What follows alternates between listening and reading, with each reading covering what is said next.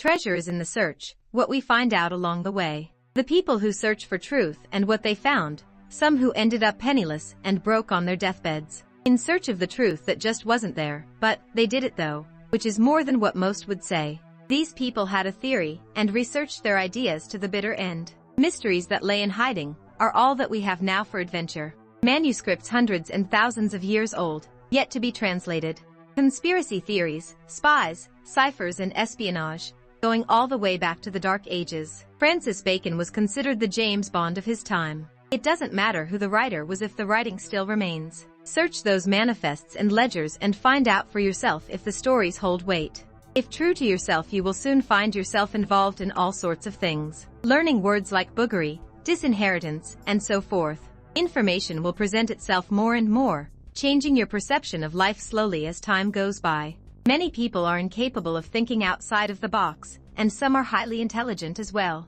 Living their lives for fame, credibility, and popularity. We shouldn't set ourselves upon a pedestal, criticizing these intelligent individuals. Some people realize that intelligence doesn't carry any degree. Some do claim that intelligence, and without a degree, represents wasted knowledge. Statements based on arrogance alone. Politicians and science work hand in hand, confusing the people, so that agendas can be met. The same scientists who believe in climate change are the same scientists that condone genetically modified organisms. Secrets are kept in order to protect us, while Marconi kills over 25 scientists. Deaths within a 20-year time span are considered coincidence. Mysterious deaths and suicide, of course. A few people go missing and never seen again. War criminals pardoned by their enemies in order to achieve space exploration and espionage. Nuclear physicists detonate nuclear bombs in the desert for decades. General Electric has nuclear reactor meltdowns in Japan, yet we are at fault for all environmental problems. Misinformation is constant and from all directions.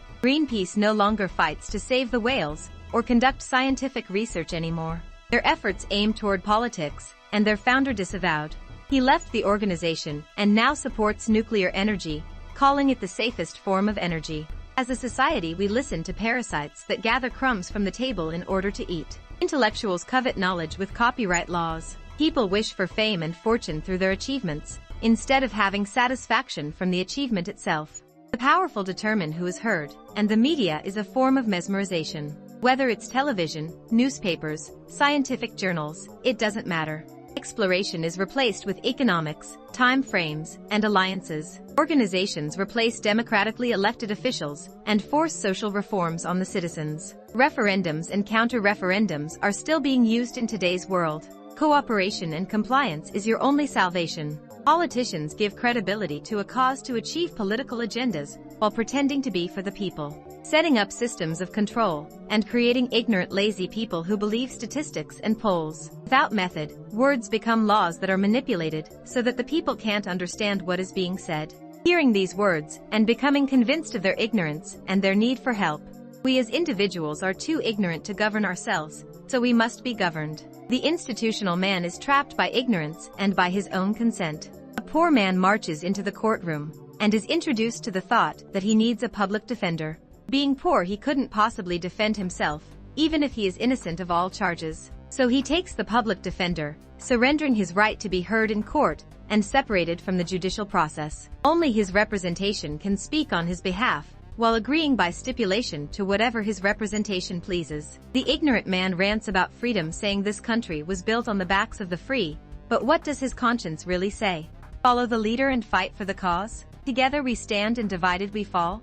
People confuse honor with loyalty, choosing strategy over honesty. Heroes are chosen, but soldiers have mothers, wives, and children at home. Lives filled with sleepless nights and worry. Heroes are placed in front of the people as martyrs, as trophies, so that their grandeur reflects onto the leaders they serve. Society idolizes leaders like kings sitting on a throne, and worship like gods. Leaders wear masks, nothing more than actors who pretend to be what we wish them to be. In secrecy, and behind closed doors, they are liars with sorrow in one hand, and peace in the other. Deceit is the only thing they know, with strategies played from days long ago. We worship new gods of cruelty, hate, suppression, and greed.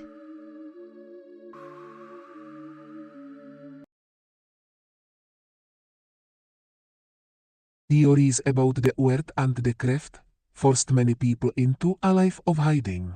The practice of secrecy was of importance to everyone within the Holy Roman Empire. Closed borders protected trade secrets, retained values and traditions as well as upholding the laws. Alchemists could brew their compounds and experiment in secrecy, while catering to royalty too.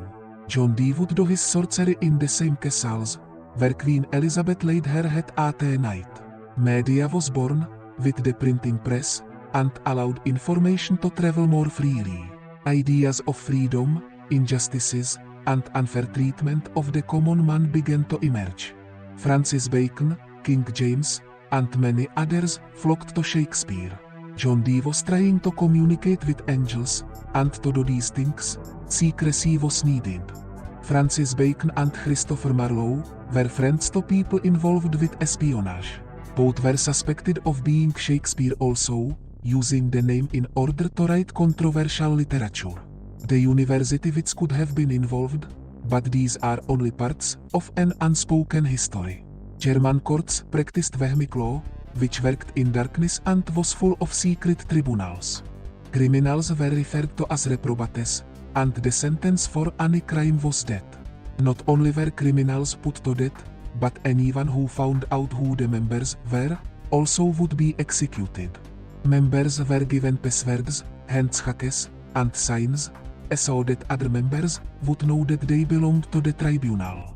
Because there were no other solutions concerning justice in Germany. Vehmic law was vital to the country and flourished for well over 400 years. Finally, though, it became corrupted with complaints from the people concerning corruption. People were executed for witchcraft, murder, rape, and robbery. If criminals were caught in the act by 3 or more members, it was automatic death. Members would post summons anonymously, ordering criminals to appear before the tribunal, usually mailing the summon to a tree or some place where they went on a regular basis.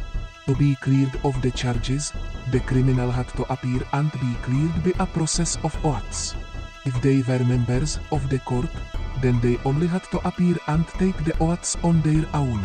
If not a member, the criminal had to appear with another member of his family, who was a member. Still, the accused had to clear himself through a process of oaths. If the accused was not a member or did not have a family member who was in the court, 23 members of the court had to give their oaths in favor of the accused. If found guilty, criminals were hung by the neck from the nearest tree immediately, with an engraving carved into the tree bark, showing that the court had done its work. Criminals fled Germany and the Holy Roman Empire to avoid prosecution. Countries opposite to the Catholic Church, where people went, fleeing their death. King Louis VII's entire family died from smallpox when he was a baby. In order to save the family's bloodline, he was forced into sexual intercourse at an early age.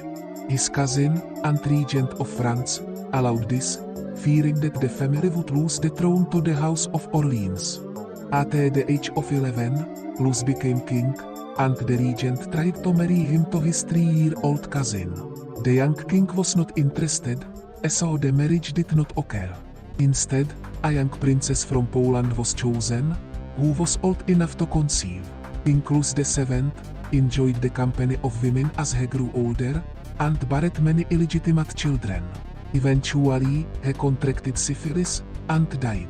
Unlike King Louis VII, his cousin, Leopold I, was quite the opposite.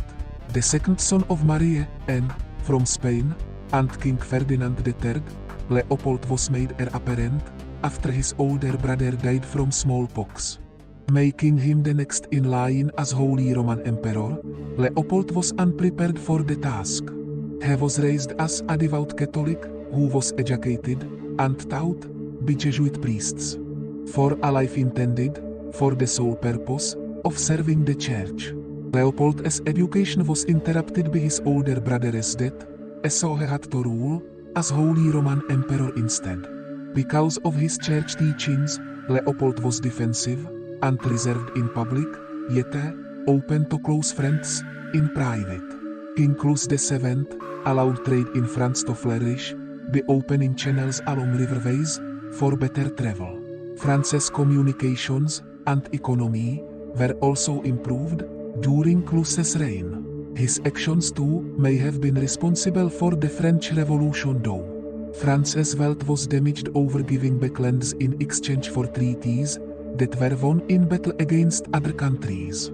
King Clus also worked with conspirators and revolutionists in secrecy against his enemies, which discredited France's power, raising questions about King Clus and his absolute monarchy.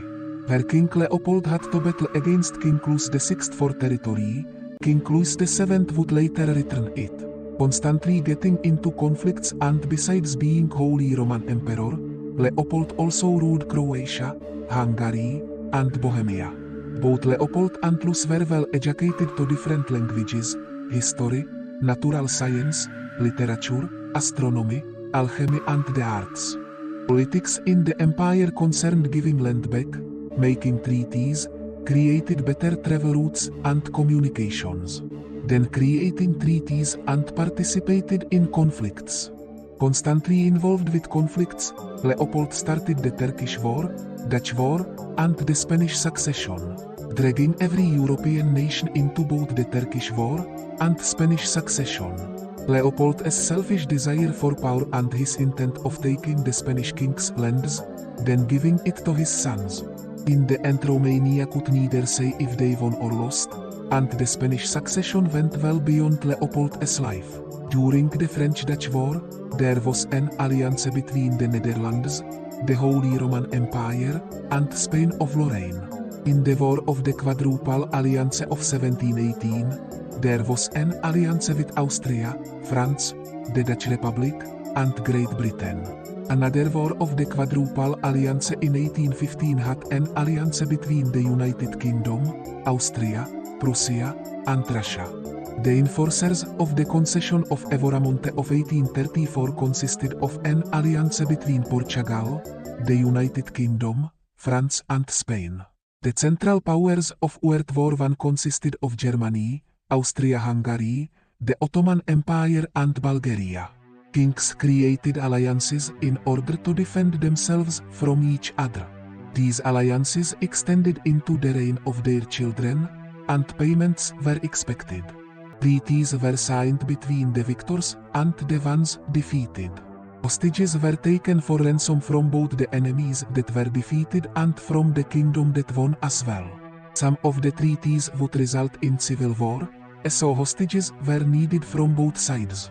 Fiefs were given to princes, in order to create a pecking order among the people. Princes would side with kings, in order to take over other kingdoms, ruled by the same royal families. Alliances between kings drew more of the royal families into the conflict also. During the Second Northern War, Georgi II Rakoczy, Prince of Transylvania, allied with King Charles X of Sweden, attempting to claim the throne of Poland from King John II, who was allied with Leopold I, an alliance which extended from Leopold's father's reign before him. Of course, with this alliance there was also payments for service. Helping defeat Transylvania and Sweden, Leopold campaigned even further into Sweden, and was able to obtain the Treaty of Oliva. Because of his treaty with the Ottomans after the Turkish War, Georgi agreed to ally with Charles X. Georgi Rakoczy renounced the Catholic Church and converted to Calvinism as a child, because his mother's wishes. Part of the treaty made after the Turkish War allowed Transylvania to become a tributary of the Ottoman Empire. Participating in an unauthorized war against Poland resulted in Georgi Rakoczy being dethroned by the Ottomans. His son was automatically made prince, but the Ottomans proclaimed that no Rakoczy was to ever sit on the throne again. From that day forward, every member of the family was held hostage by the Holy Roman Empire. Eventually Georgi died at the hands of the Ottomans, and 2 generations of his family were held hostage by Leopold I. After his death, Georgi's wife and children reverted back to Catholicism, in order to gain favor with the Habsburg court. Francis Rakoczy was appointed a count, but being the son of Georgi, he could not sit on the throne. He was still able to marry a Croatian countess and join a conspiracy though, which he later became the leader of. Later it was involved in creating an uprising of noblemen in Upper Hungary. This resulted in the executions of all the noblemen, except for Rákóczi, because of a counter-reformation movement that his mother was a part of, and ransoming of a few castles, with money.